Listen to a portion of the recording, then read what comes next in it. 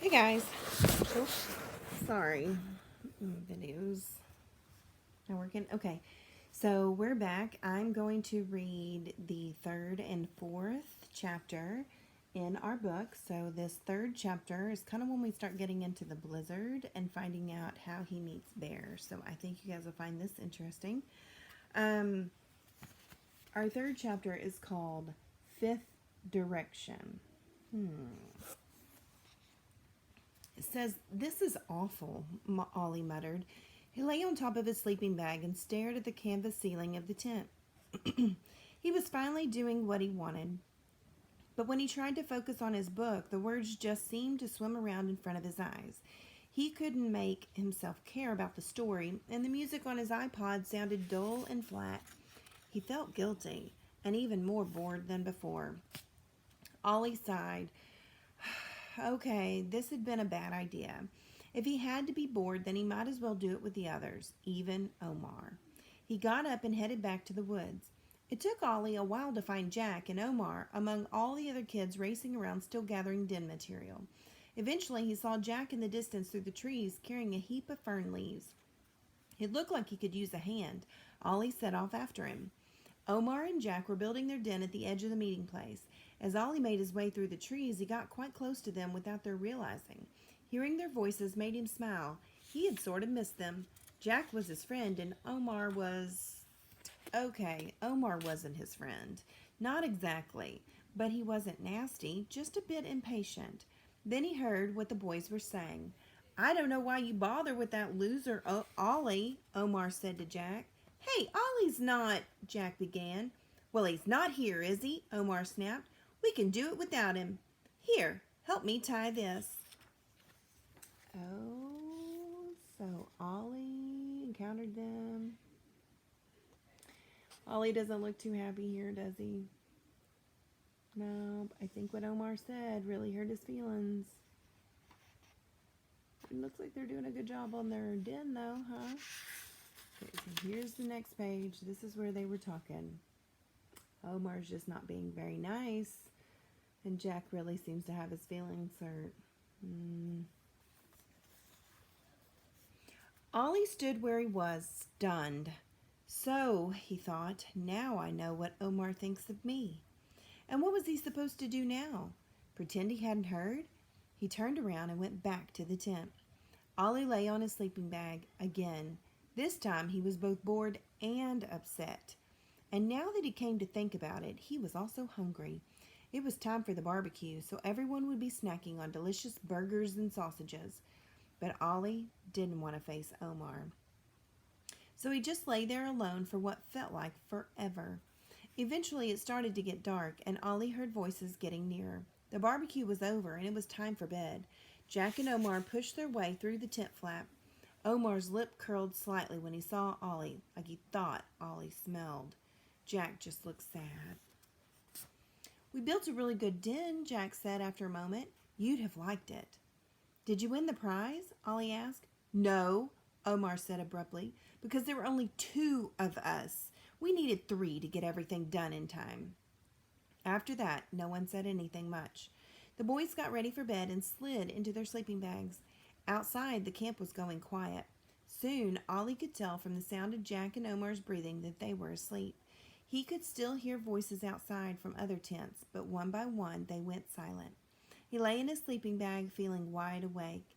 He could still hear Omar's words in his head. Somehow, Ollie had to get through the rest of camp knowing what Omar really thought about him, and Jack was obviously disappointed with him too. So here shows Ollie in between the 2 boys, worried. Would you be worried if it was you? Doesn't sound like a very good start to camp, huh? At least if he could sleep, Ollie thought, it would be over quicker. He often fell asleep listening to music, so he felt in the dark for his iPod. The screen lit up just in time for him to see the words, "Connect to power source." Then it went blank. Ollie groaned and let his hand flop back with the dead iPod. Something hard and plastic knocked against his knuckles. What was that? He held it up in front of his face so he could see it in the dim light. Oh, yeah, the compass. Suddenly, the compass dial lit up as if a light had come on behind it. That was weird, because there was nowhere for a battery to go. He could make out the needle and the four illuminated markings for north, south, east, and west. They were just bright enough for him to see without being able to read. He turned it idly in his hands, watching the needle stay on north. But then the needle seemed to be turning on its own. Ollie watched as it slowly spun through north, east, south, and west and stopped on a fifth marking. So see there, here's the compass. Here's the north and west and east, or south, east, and here's that fifth marking, right? It's kind of weird. Not your normal compass. Huh, Ollie said out loud. He couldn't hide his surprise. How were there suddenly 5 directions? Jack and Omar stirred but didn't wake up. Ollie looked around suspiciously, looking for an explanation. Then he looked back at the compass. He couldn't see in the dim light what the 5th direction was called, but he could see that the needle was pointing out of the tent. Just as he looked over at the flap, a gust of cold wind blew through and he gasped. It was so cold. It was like someone had slid a knife made of ice under his skin. Absolutely freezing. Ollie clambered over to zip the flap completely closed. Suddenly, bright sunlight shone into the tent. Ollie blinked hard, paused, and then slowly crawled out and stood up. He stared in astonishment at what he saw. He should have been in the middle of the campsite, surrounded by tents, and it should have been nighttime.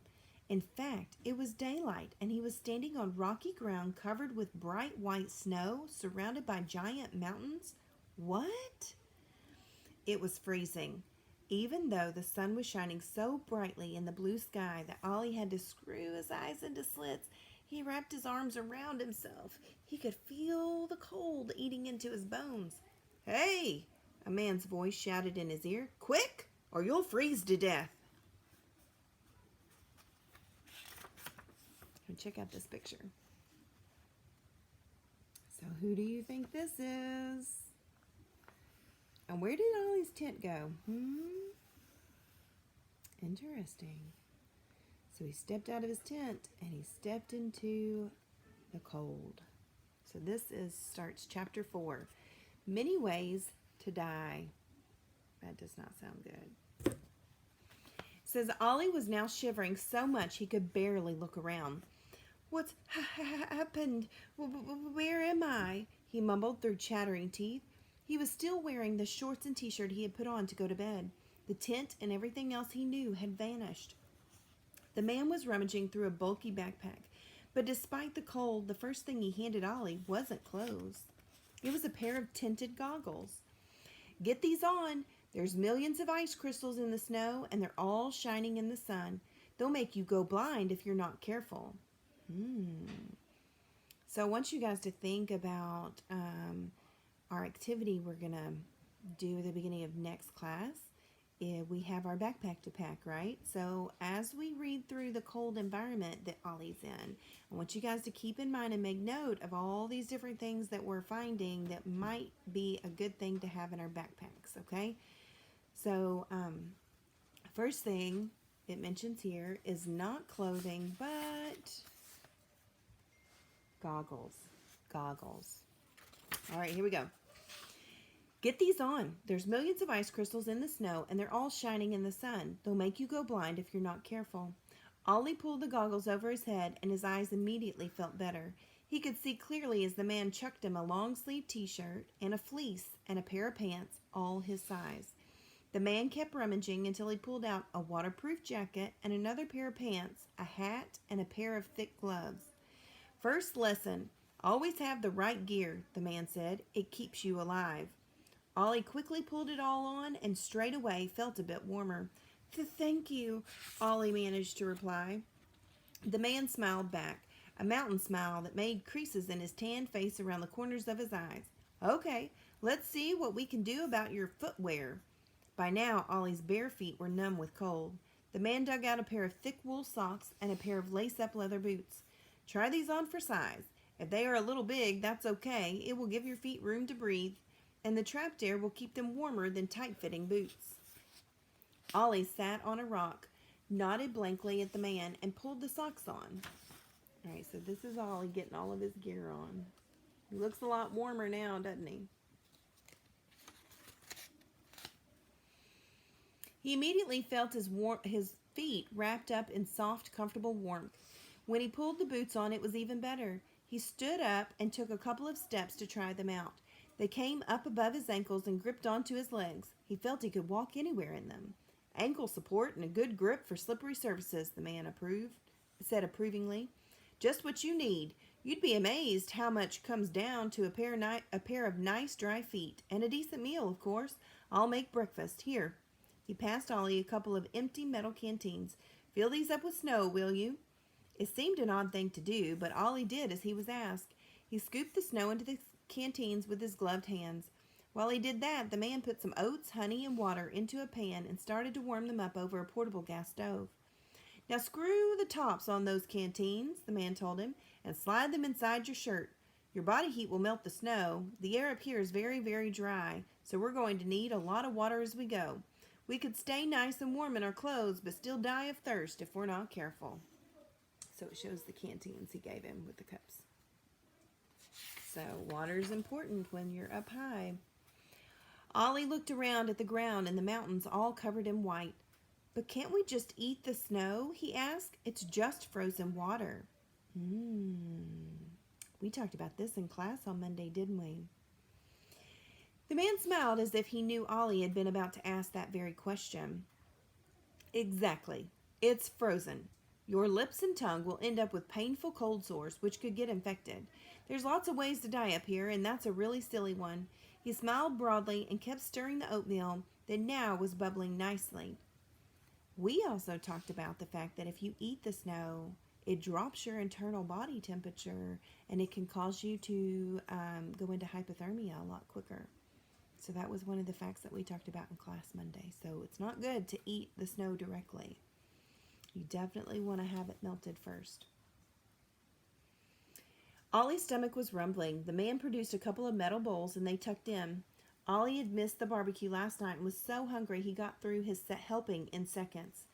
Now that he wasn't going to freeze to death or starve, it seemed a good time for an obvious question. So, where exactly are we? Ollie asked. His voice sounded loud in the cold, clean air. There was no other noise, just the whistle of the wind in his ears, which were starting to ache with the cold. He pulled his hat down and his hood up to keep them warm. Thinking like a survivor. Smart, the man commented. Most of your body heat is lost through your head. Keep it warm and it's half the battle won. He pulled on a warm-looking hat of his own. So this shows how they heated it. This is the little gas stove and he put his pan over it. And these were the bowls that they served in. As for where we are, we're 13,000 feet above sea level. Ollie thought 13,000 feet was 2.5 miles straight up. That's high, he said nervously. It sure is, the man agreed. It's not for the faint-hearted up here. If the cold doesn't kill you, there's a long list of other things that might. A lack of water, or starvation, frostbite, or a bad fall. There's many ways for the unwary to die and only a few ways to stay alive. He held out his hand. I'm here to help you, buddy. I'll be your guide in these mountains. Ollie shook his hand cautiously. I'm Ollie. What's your name? My name's Bear. So now we know each other. Okay, let's get started. So here is Bear and Ollie meeting each other. Officially meeting each other, right? Okay, so quick tip before we move on. I wanted to tell you, it's a did you know. Did you know that frostbitten skin looks waxy and yellow? You need to warm the affected area gently. For example, wrap it in blankets. Never rub or massage the skin or you'll damage it. You know, our tendency is to, right, warm your hands. So once you can do that, you can rub and cause friction and heat your hands up. But once they get frostbitten, you don't want to rub. Do you know what would happen to your skin if you rub it? It's just going to come right off. So you don't want to lose that skin. You want to protect that skin, so you just want to cover it. Cover it and warm it, get heat back in it. Little tip there. Okay. Ollie looked around him, bewildered. How was all this happening? Was it related to the compass? And how on earth was he going to get back? But before he could answer any of these questions, Bear spoke again. Let's get to it, Ollie. Out here, we either get busy living or we get busy dying. There's lots to do. First up, keep topping up the pan with snow. We need as much to drink as we can for the journey ahead. What journey ahead? Ollie replied as he added snow to the pan. Our journey to get you back safely. Together, Bear and Ollie boiled the water to make them each a cup of hot sweet tea. They drank it out of metal cups. The heat warmed Ollie's whole body and the sugar pumped energy into his limbs. So, Ollie, Bear grinned, ready for some real adventure? Not really, Ollie said honestly. Everything was all so strange, but it didn't change the fact that he just wanted to go home. Well, sometimes in life we might not want adventure, but it comes and finds us anyway. Kind of sneaks up on us when we least expect it. That's the magic, Bear paused. But right now we need to get moving. There's a storm coming and we have to get across these mountains. A storm?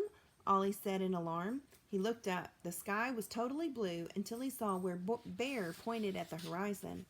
If Ollie squinted, he could just see a dark smudge there. When that hits, Bear said, you won't be able to see your hand in front of your face. Drink that tea. We need to get moving. They packed up the small camp. Bear divided everything between a large backpack for himself and a smaller one for Ollie. Bear took the tent, sleeping bag, and the cooking equipment. So here's the sleeping bag all rolled up. Bear's backpack already had several bundles of clothes tightly packed in watertight, clear bags, a lot of black rope, plus a handful of gadgets that Ollie didn't recognize. Ollie made a face when he realized he was going to have to carry something. Bear noticed. Okay, so here is the rope. And do you know what these little things are called? These are called carabiners. So carabiners kind of help connect rope to different things, or sometimes you can connect your gear to a carabiner and hang it around your waist. So carabiners are used a lot for hiking and things like that. Only way to do this is as a team, Ollie, he said. We divide the effort and we work hard. Together, we will be stronger, and that gives us the best chance of staying alive. Got it? But there's so much of it, Ollie said. It reminded him of the pile of stuff he had been told to bring to camp. Bear smiled. I know. Tell me about it. But the right equipment can save your life. He paused. Unless you'd rather freeze to death knowing you could have brought the one thing that would have saved you? Ollie knew he didn't have a choice. This was going to be hard work, a lot harder than building a den, but it was stick with this guy or be left stranded in the mountains in the storm. He shrugged his backpack on until it was sort of comfortable on his back. So here's this big backpack again. He's got another big backpack to carry, right?